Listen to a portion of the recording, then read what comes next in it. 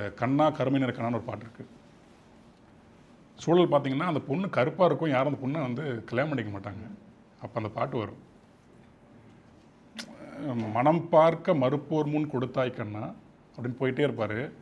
அந்த சரணத்தோட எண்டில் நல்ல இடம் பார்த்து நிலையாக சிலையாக அமர்ந்தாய் கண்ணான்னு கேட்பார். இது எல்லாத்தையும் பண்ணிட்டு நீ போய் நல்லா சிலையாக அமைதியாக உட்காந்துட்டல. இந்த மனம் குமுறது இருக்குல்ல, இது ஒரு பாமரனோட குமுறல். கரெக்ட். உனக்கு என்ன, நீ பாட்டுக்கு அங்கே போய் உட்காந்துட்ட, என்னை இப்படி பிறக்க வச்சு இப்படி பண்ணிட்டியே.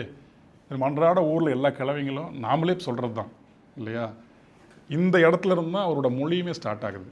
நம்ம திங்கிங்கே இன்டலெக்சுவலாக இல்லாமல் திங்கிங்கே பாமரனாக இருக்கும் அவர்கிட்ட. இப்போ நீங்களும் நானும் எப்படி திங்க் பண்ணுவோமோ அதை ஒரு பொய்டிக் லாங்குவேஜில் வச்சு அவர் கொடுப்பார்.